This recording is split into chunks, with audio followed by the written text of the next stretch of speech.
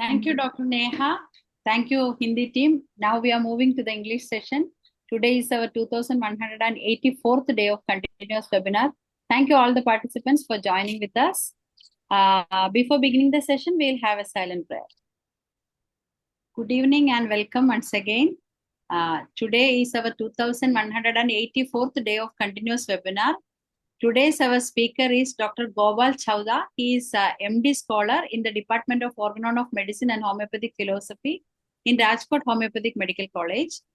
And today he is taking the topic Beyond the Lesion, Decoding Acne Vulgaris through Homeopathic perspective. Dr. Gopal Chhavda, you are welcome to IFPH forum. You can start now, please. Okay. Am I audible, ma'am? Yes, doctor, you are audible. Okay. So thank you for the introduction, ma'am. First of all, I will introduce myself. Myself, Dr. Gopal Chavda from Department of Organon of Medicine and Homeopathic Philosophy, Rajkot Homeopathic Medical College, Parul University.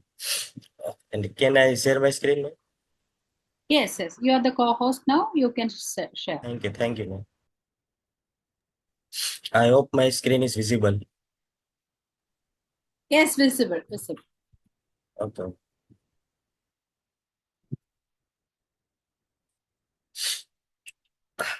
First of all, today's my topic for the presentation is the Beyond the Lesson, Decoding Acne Vulgaris through Homeopathic Perspectives.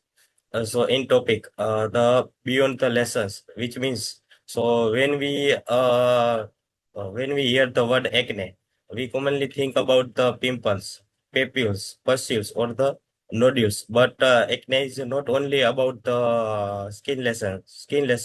It also affect the patient self-confidence, social interaction, or the emotional well-being. So in my presentation, I would like to look at acne from two perspectives. First is the clinical and the pathological perspective, and second is the individual patient perspective from the homeopathic point of view. My objective for the today's presentation is understand the clinical foundations, evaluate the psychological impact, integrated organon and miasmatic principles, explore materia medica and therapeutics, and last, demonstrate the practical case management. This is the table of contents. Okay, what we will discuss in today's presentations. So first of all, the introduction, in which we discuss about the definition and the epidemiology of the acne vulgaris. After that, we discuss about the etiology and the pathophysiology of the acne. After that, the clinical evaluation and diagnosis of acne. After that, the psychological impact of acne. Then, organon integration. Then miasmatic interpretation of acne. Then materia medica and therapeutics. And last, we discuss about the clinical case. First of all, what is acne? So acne is defined as a common cutaneous inflammatory disorder of the pilosebaceous unit, which is characterized by the non-inflammatory lesions like comedones and the inflammatory lesions such as papule, pustules, or the nodules. And acne vulgaris mainly involves the area like face, chest, and the upper back. Now we talk about the epidemiology of the acne. So the acne vulgaris is an most common disorder among the world, and third most common skin disorder among the world, predominantly seen in the adolescents and young adults. And the prevalence rate of the acne is 85% among the adolescents. And according to the Global Burden of Disease 2021 analysis, the global age standardized prevalence among the 10 to 24 years also increased from 8.56% in 1990 to 9.79% in 2021. So here we clearly see the difference that how in just 2 decades the prevalence rate of the acne is increased. So this is the epidemiological data of the acne. Now we discuss about the etiological factor of the acne. what are the key factors that contributing in the development of acne. So the acne is a multifactorial disease. So there is no any single cause. In this slides, in center we saw the four major process. First is the increased sebum production. Second is the follicular hyperkeratinization. Third is the bacterial colonization, and fourth is the inflammation. So around this core process, there are many factors which are contributing in development of acne. Now we discuss about that factor. So first is the hormonal and endocrine factors. So in hormonal and endocrine factors, there are systemic illness like PCOS, which is nowadays known as the PMOS, polyendocrine metabolic ovarian syndrome. Also the physiological changes like pregnancy or the premenstrual hormonal changes can stimulate the activity of sebaceous gland. Now, second factor is the genetics. So, genetics has an also important role. Genetic susceptibility can also influence the activity of sebaceous gland and composition of the and also the composition of the sebum. Now, third factor is the certain medications, particularly the lithium, steroids, and the some of the anticonvulsants can also contributing in development of acne. Third is the cosmetics and massage. So, cosmetic and massage are also important factor nowadays because there are many products are available in a cosmetic for skin care.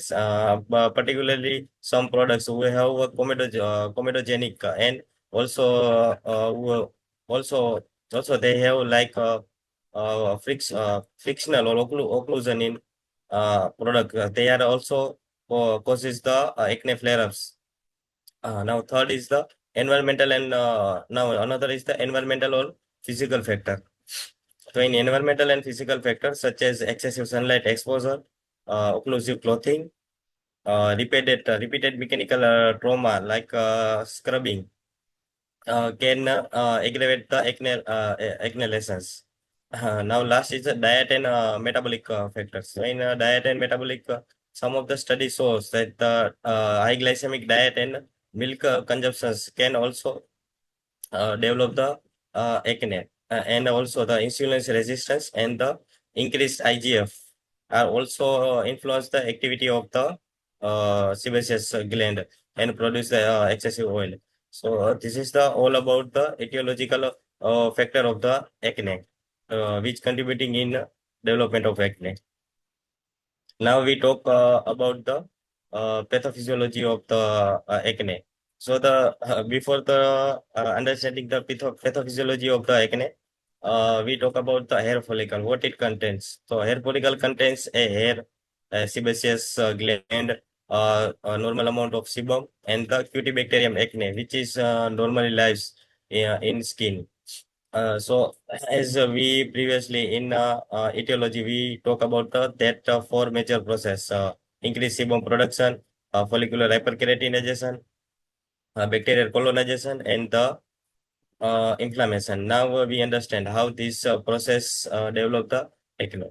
So first of all, the increased sebum production. So in increased sebum production, when the androgens like testosterone and DHT are increased, so they influence the activity of the sebaceous gland, and due to this sebaceous gland produce the excessive oil or sebum, and this process is called as seborrhea. Now, second is the follicular hyperkeratinization.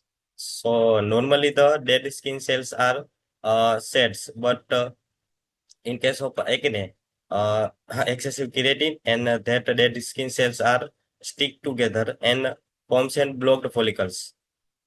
Blocked follicles. Now another formation of the comedones. So that blocked follicles firstly becomes the microcomedones, such as closed comedones, which is also known as whiteheads, and the open comedones, which is also known as blackheads. And that black color is mainly due to the oxidation of the surrounding materials. Now the inflammation, how inflammation occurs.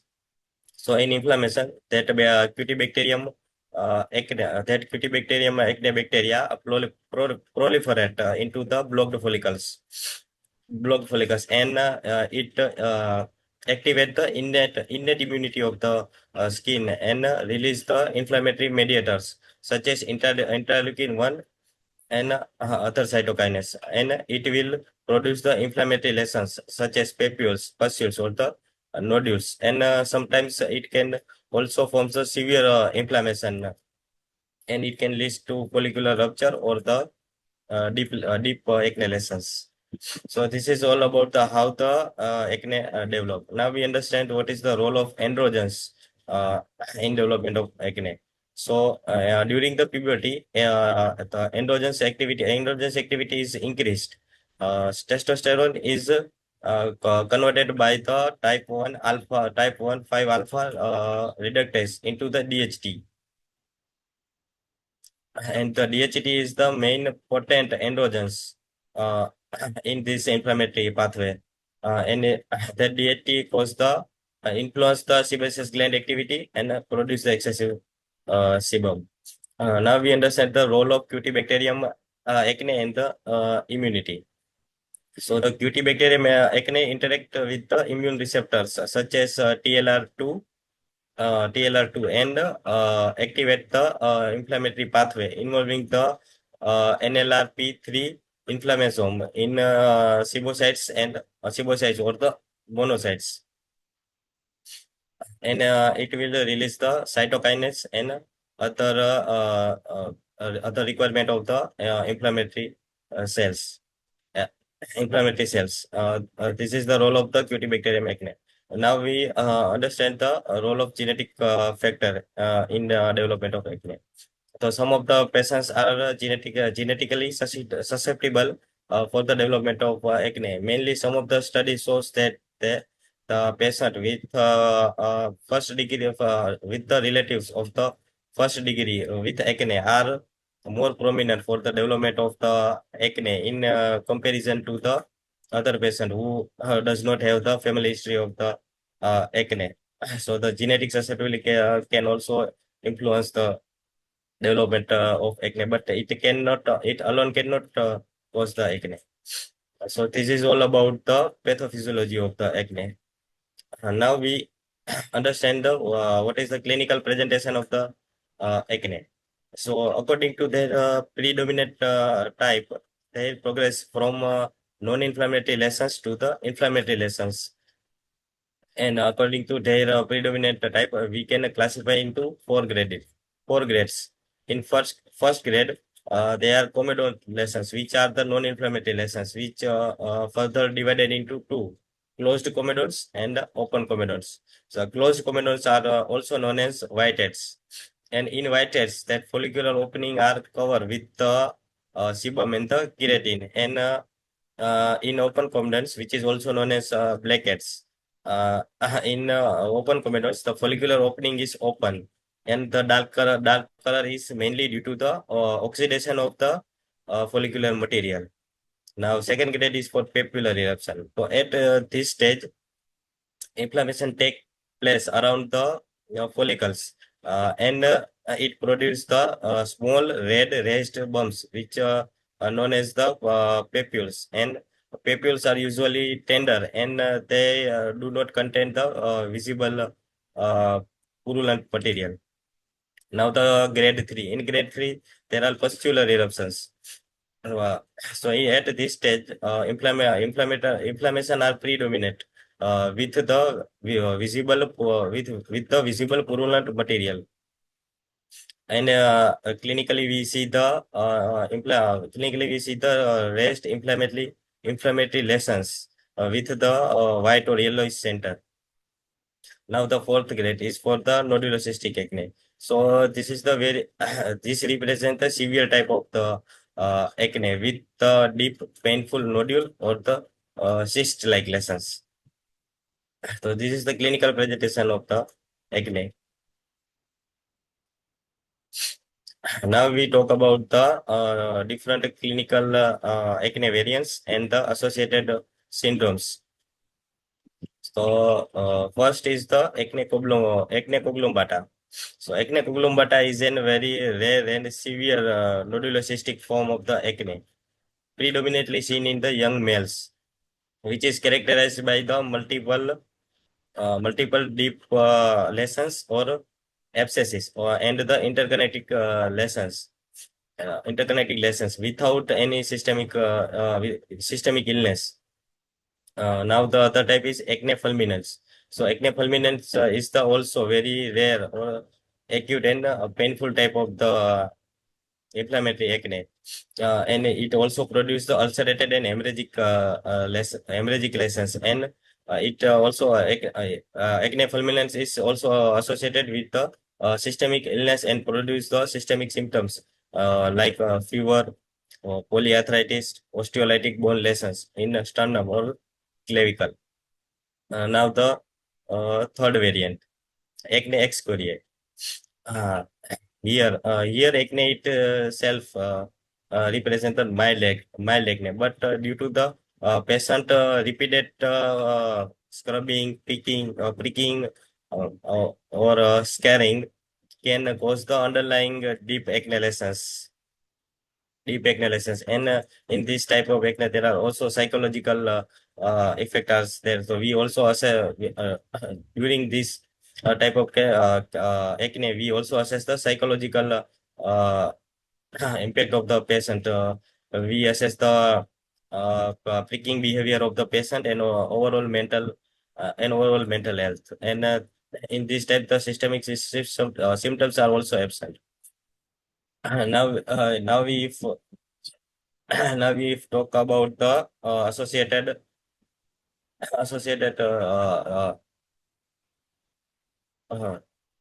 yes, my screen is visible or not? Yes, Doctor, visible. In my laptop, not visible. Yes. What happened? In my laptop, the screen is not visible. Oh, okay. Yeah, we are seeing that 4 columns of acne, conglobata, and fulminans. That column we are seeing. The acne variants and syndrome matrix. And now we discuss about the syndromes. I think there is some network problem in your area. Now your voice also, some glitches are there. Actually, my health is not well. So there is an What happened? my health is not well. So there is an my voice is not clear. Yeah, now.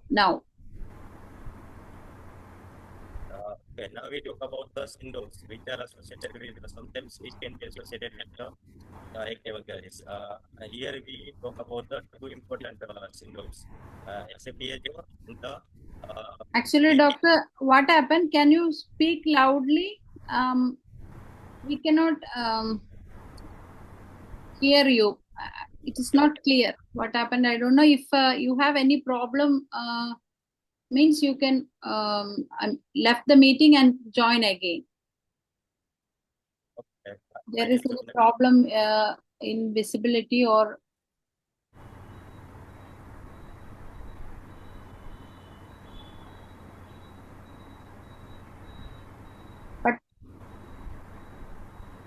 but it was clear.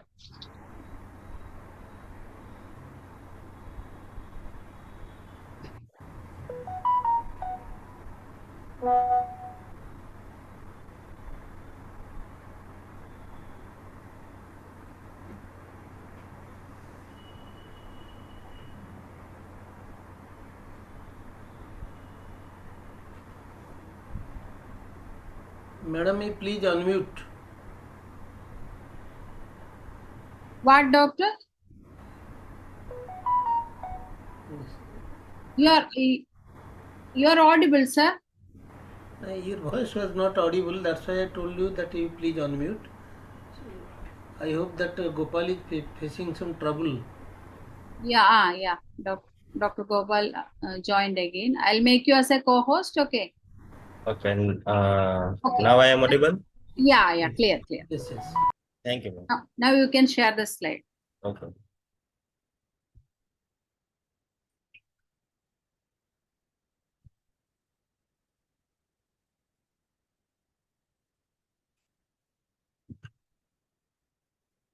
Okay, doctor. Okay, now we talk about the mainly two important syndromes which can associated with the acne. First is the SAPHO, which means the synovitis, acne, pustulosis, hyperosteosis or osteitis. So basically, it is the combination of the several skin manifestation with the involvement of musculoskeletal system. And another syndrome is the PAPA, which means the pyogenic arthritis, pyoderma gangrenosum, and the acne. This is the very rare and auto-inflammatory syndrome, which is characterized by the recurrent steroid arthritis and other severe skin manifestation. And in this syndrome, there are systemic symptoms as also present. So this is the all about the clinical variants and the syndromes, which is associated with the acne vulgaris. Now we talk about the evaluation protocol, when to order the laboratory workshops. So basically, we know that in case of the acne, there is no need for the laboratory investigation. We can diagnose the acne. We can diagnosis of the acne is purely clinical.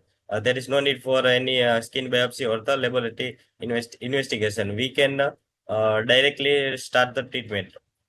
But when there are red flags are present, such as hyperandrogenism pathway, when the adult females with hirsutism, dysmenorrhea, or sudden severe recalcitrant onset. In this situation, we are ordered to such laboratory investigations such testosterone, LH, FSH, and DHEA to rule out the ovarian or adrenal tumors. And also in case of the acne fulminans, as we previously talked that the acne fulminans is associated with the systemic illness. So in this type of acne, we go for the laboratory investigations like CBC, LFT, CRP, ESR, also the bone radiographs to prepare for the intensive therapy, intensive steroid therapy. So this is about the laboratory investigation of the acne. Now we talk about the differential diagnosis of the acne. How we differentiated acne vulgaris from others. First of all, the rosacea, which is previously known as the acne rosacea, but nowadays is known as the only rosacea. So rosacea is differentiated from acne vulgaris, is a complete absence of the comedones and also the presence of face flushing and the telangiectasia, which means the visible small blood vessels. And also the rosacea can predominantly affect after the age of the 30. And acne vulgaris mainly predominantly affect the young and adolescents. And also rosacea is mainly affect the face, and acne vulgaris also involves the area like chest and upper neck. Now, second is the perioral dermatitis. So the perioral dermatitis is in grouped erythemetal papules around the mouth. Characteristic feature is the innate margin of the lip, the vermilion margin, which is usually spread. So this is the differentiating point of the perioral dermatitis. Now the Demodex follicularis. In the Demodex follicularis also represent the inflammatory pustules and papules, which clinically resembles about the acne or rosacea. But we should suspect particularly that this type of lesion are not responding to the certain therapies of the acne or the rosacea. That we consider it as Demodex follicularis. Now for this pseudofolliculitis barbae. So pseudofolliculitis barbae is caused by the ingrowing or the curved hair after the shaving. And mainly the folliculitis barbae lesions are localized to the beard area, which differentiated it from the acne vulgaris. So this is about the differential diagnosis of the acne. Now we understand what is the psychological impact of acne vulgaris. So, as we all know, acne vulgaris produce the visible skin lesions such as papule, pustules, or nodules. Because of that visible skin changes, they can affect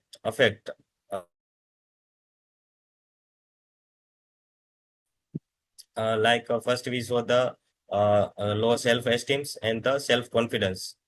The patient may feel the unattractive and become the self-conscious about his face, and also develop the negative feeling and negative feeling about his appearance, and uh, they can lead to reduce the patient's self-esteem and self-confidence. Second is the body image concerns. So, in these patients may become excessive concerns about their acne lesions, scars, or the pigmentation. So, patients frequently see their skin into the mirror and compare their appearance with others. Third is the emotional effect. These concerns can lead to emotions such as embarrassment or the frustration. And some of the acne patients are also associated with the anxiety and the depressive symptoms, mainly in the severe and persistent type of the acne. Fourth is the quality of life. Ultimately, psychological effect can influence the person's social interaction, relationships, his study, work, or the everyday functioning. So thereby we consider it that it can affect the overall quality of the life of a patient. So this is the psychological impact of acne of the on the patient. Now we talk about the clinical assessment and evidence, assessing the both skin and the patient. So in this, we understand how we assess the patient of the acne vulgaris. First of all, we assess the clinical severity uh, by the some assessment tool like GAGS, which means Global Acne Grading System, by which we measures the severity of the acne vulgaris. After that, we assess the emotional state of the patient. In severe and persistent type of the acne, patient may suffer from the anxiety and the depressive symptoms. So the screening tools are identify the levels of distress, sadness, and the anxiety related to the skin condition. Now the dominant quality. After that, we assess the quality of life. For assessing the quality of life, we have assessment tool like DLQI, Dermatological Life Quality Index, CADI, Cardiac Acne Disability Index, and the Acne QL. By this assessment tool, we can assess the quality of life of acne patients, and that these validated instruments are used for impact of the skin conditions on the daily life, social activities, work, and the personal relationships. And in last, we assess about the body image and the behavior of the patients. Because acne can also changes the behavior of a patient. Patient may continuously pricking, squeezing, or the scrubbing their lesions, and also patient become dissatisfied from his look, or from their appearance, and they can avoid the social interaction. Photographs, or any impact, or any other relationships. So this how we can assess the acne patient in our clinic. Now we talk about the organ integration of acne vulgaris. First of all, the causa occasionalis, which means the exciting and the maintaining cause. So exciting cause are the causes which excite the acute disease. But acne vulgaris is a chronic disease. But in acne, there are also acute flare-up is there. So we can consider that some exciting factors are excite the acne flare-ups and maintaining cause. Maintaining cause are the causes which maintain the disease, which are the obstacle in the way of cure. So we consider some factors as maintaining and exciting factors like endocrine dysfunctions, androgen activity, dietary products, stress or sleep, and other factors. Now the miasmatic interpretation of the acne. So according to the JHLN, all the skin eruptions are the either primary or either secondary or tertiary expression. Tertiary express Thus, according to JHLN, all the skin eruptions are either secondary or tertiary expression of the miasmatic action. In simple language, the skin lesions are the reflection of the internal derangement. And now, first of all, the psoric miasm. So, the psoric miasm manifests the functional disturbance of the skin and the hyperreactivity of the sebaceous gland. The absence of the destruction and the deep inflammation. So the background is the psoric miasm. The conceptual core is predominantly functional and superficial manifestation. So in clinical feature of the acne, we saw the texture in psoric manifestation, dry, rough, or the hairs-looking skin. In sensation, we saw the itching without a significant pus or discharge. Or in lesions, we saw the dry, itchy acne-like eruptions. Now the psychosis miasm. The psychosis miasm is characterized by the infiltration, proliferation, and the overgrowth, and that the pustules eruptions are reflect the excessive inflammation and the proliferation. So we consider that pustule miasm are mainly the psychotic background. And if we see the clinical features of the when the psychotic background psychotic miasm is predominant, so the texture is oily skin, tendency in we see that there are infiltrative and proliferative tendencies with recurrent inflammatory eruptions. Now the syphilitic miasm. The syphilitic miasm is the known as the destructive and the ulcerative miasm.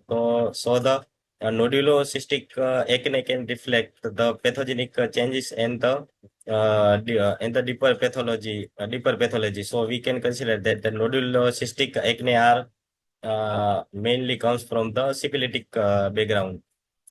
In a clinical, if we see the clinical features, so the lesions are mainly deep, painful nodular or the cystic lesion, and the severity.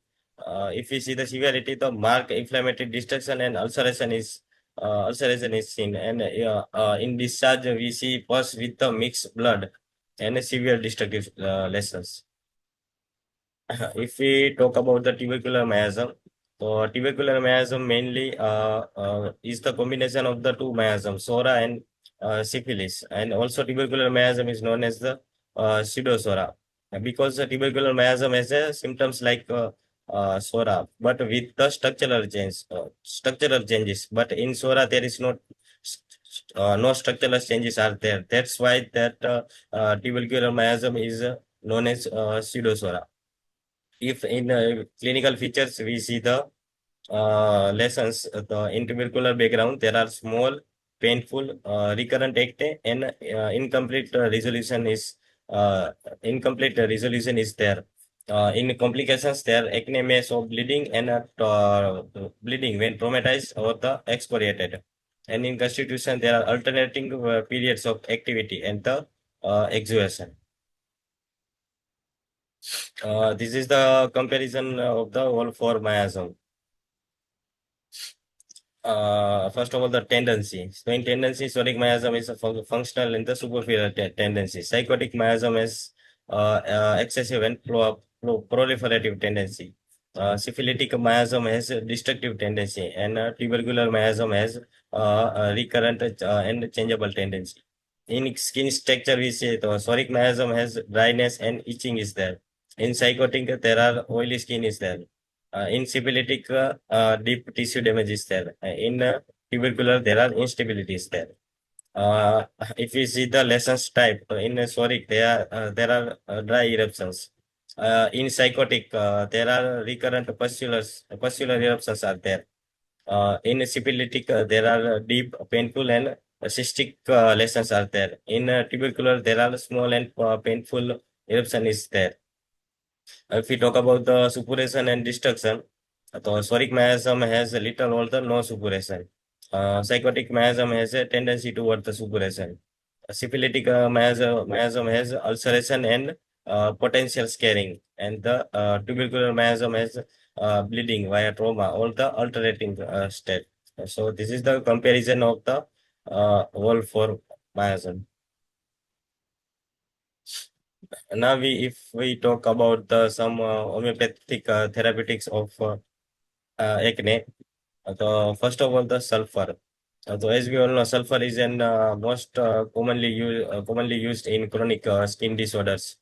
So indications for the acne is the dirty or greasy looking skin, itching aggravated by heat, pimples with burning sensation, and chronic recurrent acne. Another remedy is the kali bromatum, which is the also excellent remedy for the acne.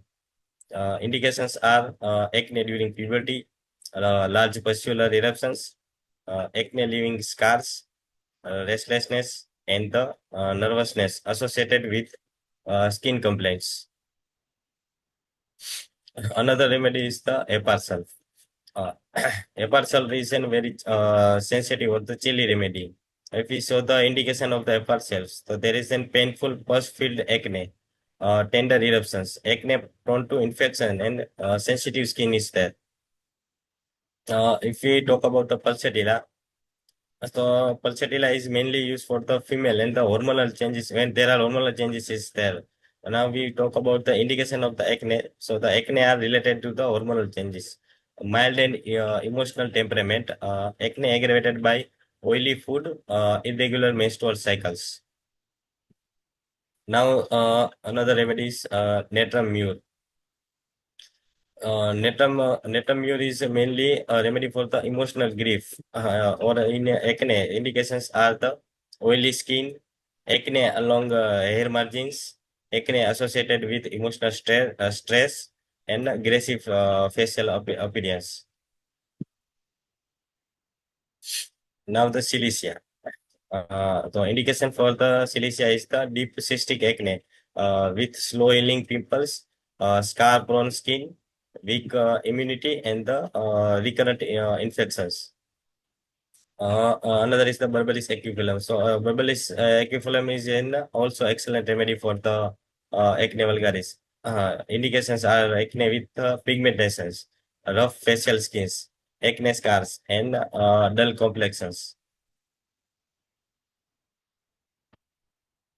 Okay, now we move forward for the case presentation. So the patient details. So the patient name is Mr. KD. Age is 18-year-old. Sex male. Religion Hindu. Education BCom. Occupation is a student. Is an veg or non-veg is veg. Address living in Rajkot. What is the chief complaint of the patient? The patient is presented with the pustular eruption over the face, predominantly involving the forehead and cheeks, associated with pain on touch.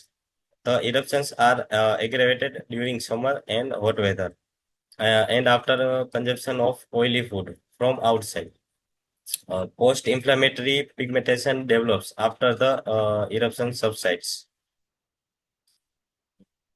This is the LSMC form of the chief complaint.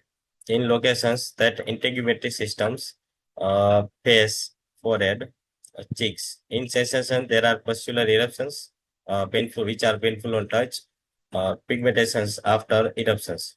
modality, so acne are mainly aggravated in the summer, in hot weather, after oily outside food. There are no any concomitant are there. History of presenting complaint or the ODP. Patient was asymptomatic before the 3 months. After that, he developed a complaint of pustular eruptions, which is aggravated during summer and hot weather. Now the physical journal of the patient. So the appetite of the patient is normal. He take 3 times meal per day. Thirst was also normal. Take 3 to 4 liter water per day. Perspiration is moderate on whole body. Stool once a day, satisfactory. Urine is also normal. There is no any burning micturations or other symptoms is there. Desire for sweet and spicy food. Aversion is not specific.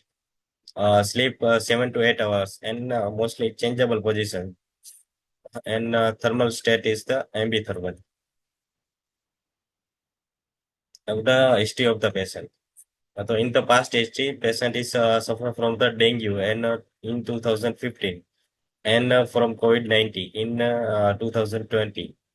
If we talk about the family history, so the father is healthy, alive. Mother has hypertension, alive. Brother has also same complaint of acne, alive. Grandmother has a complaint of diabetes mellitus, alive. Grandfather has died due to the at the age of the 17 due to the stroke. If we talk about the life space, so patient is live with his parents and other family members. He shares a warm and cordial relationship with everyone at home. He is particularly close to his mother and feels comfortable sharing his thoughts, feelings, and everyday experience with her. He is generally talkative, enjoys social interactions, and prefers being around others. He has strong desire for the company and feels uneasy when left alone, especially at the night or in the dark. He enjoys traveling and spending time with his friends and family. At present, he is noticeably anxious and concerned about his skin conditions, mainly because its impact on his appearance. He remains conscious of his look and feels embarrassed when the eruptions become prominent. So we see these are the psychological impact of acne on the patient, as we previously talked in presentation. He is very sensitive to the criticism and feels hurt or insulted when he is scolded or reprimanded in front of others. When angry, he tends to question why he was scolded and seeks at explanation and reassurance from those around him. In his daily routine, he occasionally forgets where he has uh, placed personal belongings, such as his keys, books, or other items. During conversations and case taking, he appears restless and frequently moves his legs. He also has a tendency to repeat the same word or the sentence while speaking. So this is the all about the life space of the patient. Now we move forward for the analysis and evaluation of the symptoms. In the mental journal, patient is anxious about his look due to the disease. +2. Feels insulted when someone scolds. Desire for company. Fear of being alone, especially at night. Forgetfulness or restlessness. Now the physical journals. In physical journals, the patient has a desire for the sweet and spicy food. Changeable position on sleep.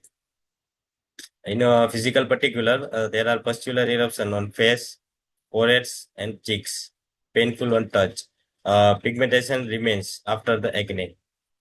Acne aggravated during summer and the hot weather. This is the whole totality of the symptoms. Patient is anxious about his look due to the disease. Feel insulted when someone's cold. Fear of being alone, especially at night. Forgetfulness, restlessness, desire for sweet and spicy food, a changeable position on sleep, pustular eruption on face, forehead, or cheeks, painful on touch. Pigmentation remains after acne. Acne aggravated during summer and the hot weather. This is the whole totality of symptoms. This is the repertory sheet of the repertization. Uh, After the repertization, I prescribed the medicine calibrometum 200 single dose, followed by the seclep for the 15 days. I do not prescribe calibrometum because he comes in top two, but also the calibrometum covers the major mental and the particular symptoms, and also calibrometum is excellent remedy for the acne. And along with the medicine, I give some auxiliary measures to the patient to maintain the gentle skin hygiene, avoid picking or squeezing lesions, maintaining a balanced low glycemic diet, and avoid non-skin irritants. These are the follow-ups of the patient. In first follow-up, there is a slight improvement in eruption. Anxiety start to decrease, but scar formation is as it is. So I repeated the calibrometer 200 single dose, which is also followed by the seclec for 15 days. In second follow-up, eruptions are also improved.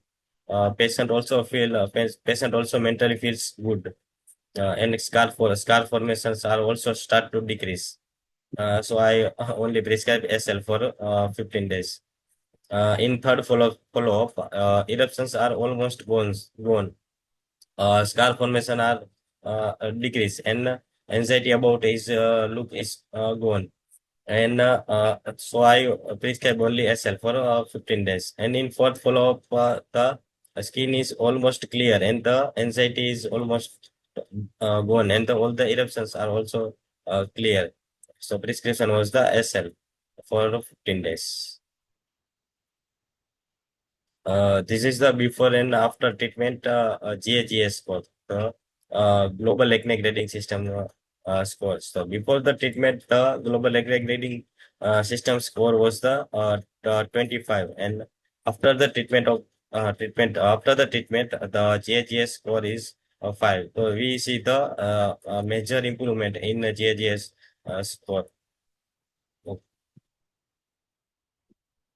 This is the before and after photograph of the patient.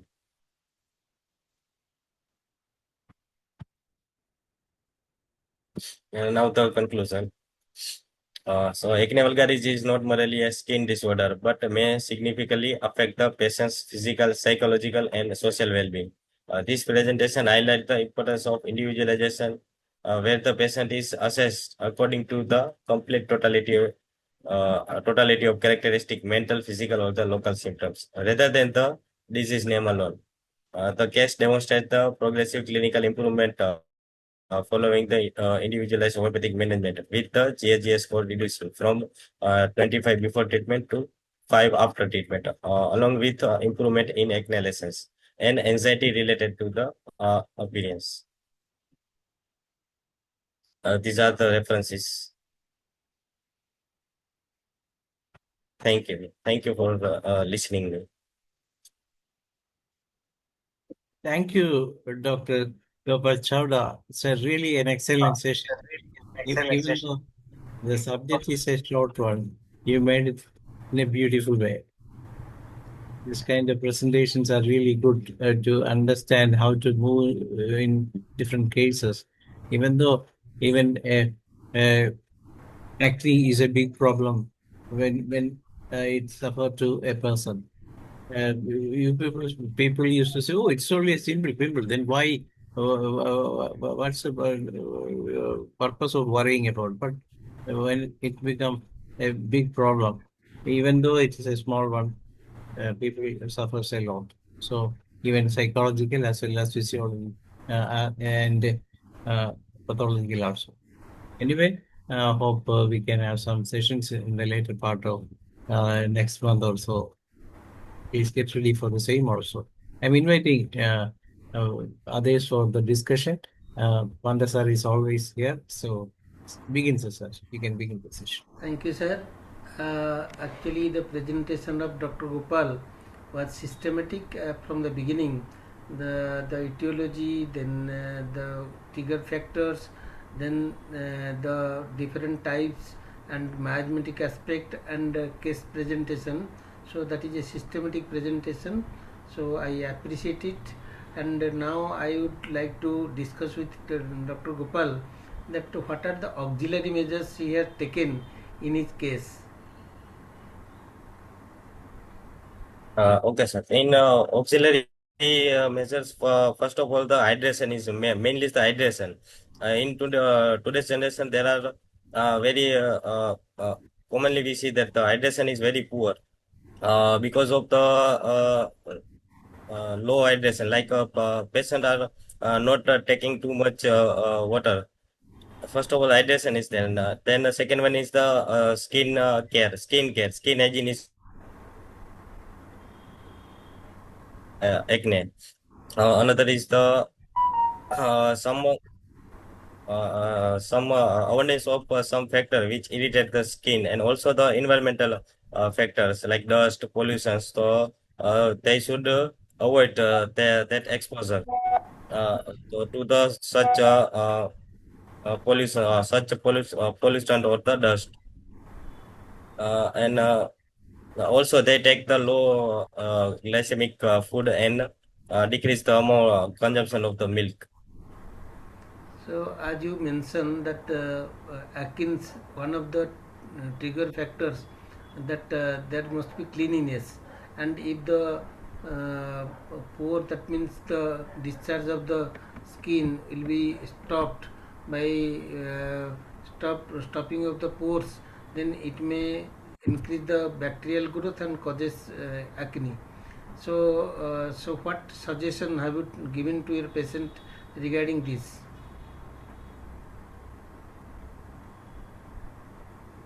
Sorry, sir, the voice is not come So clearly. what I am telling that in acne cases, as you mentioned, the hygiene as well as dietary advice must be given, and cleanliness must be advised, because they are the causes which excites the condition. So what type of suggestion have you given to your patient in your case? Mainly avoid the high glycemic diet, and the some study shows that high glycemic diet and consumption of the milk are associated with the development of the acne, and also the low fiber and the clean suggestions to take during treatment. And So in follow-up, I saw that you repeat the dose after when the case was progressing. So as per the organon of medicine, when the case is in progress, then we should not repeat the medicine. So when the case remains standstill, we have to repeat the medicine, same medicine in higher potency. But I saw in your case, in follow-up, when the case was progressing, you prescribe one dose of calibrum again. So what is there any logic behind it?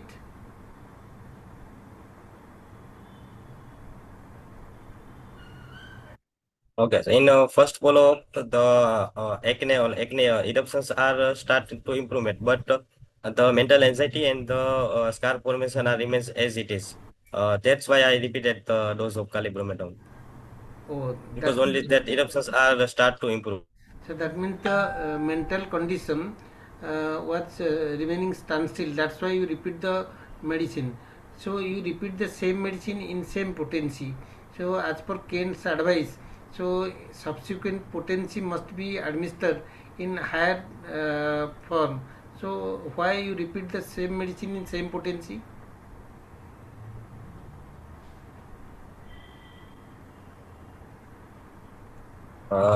Because the eruptions are improved, only it's at mental and scar formations are not improved. That's why I repeat the potency, not increase, because there are slight improvement is there. Case is not in standstill conditions. So what about the potency selection in your case? That means why you select 200? Why not 30? Why not 1M? Mainly the patient is young, his age is 18 years. So the susceptibility of the patient is high to moderate. That's why I choose the moderate potency 200. You are absolutely correct. That means because you select the potency as per the susceptibility of the patient is concerned, and you prescribe 200 potency and you got the result.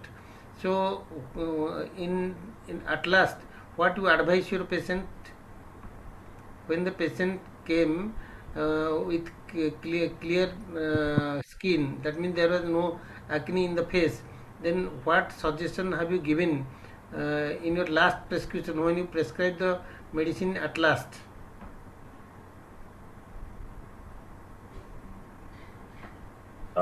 Okay, at last, I will suggest also that auxiliary measures which I given in the start of the treatments can continue that auxiliary measures as it is, and also avoid any other factors which aggravate his acne.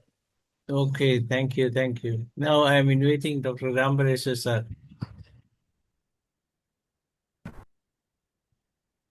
Thank you,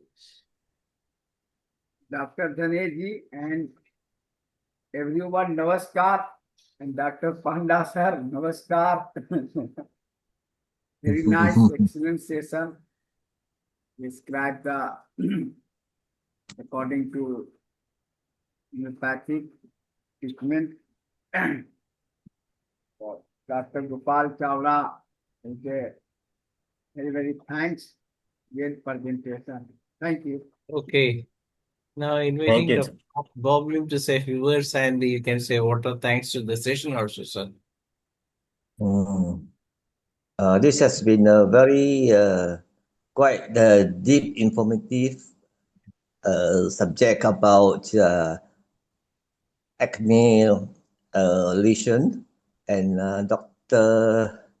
Gopal Chawda has covered from the mycelium to the remedies in the essence of the remedy, and I think you have covered it quite well. On behalf of the IFPH, I'd like to say thank you to you and for conducting a successful webinar tonight. Thank you very much, Dr. Gopal Chawda. Thank you. Thank you, sir.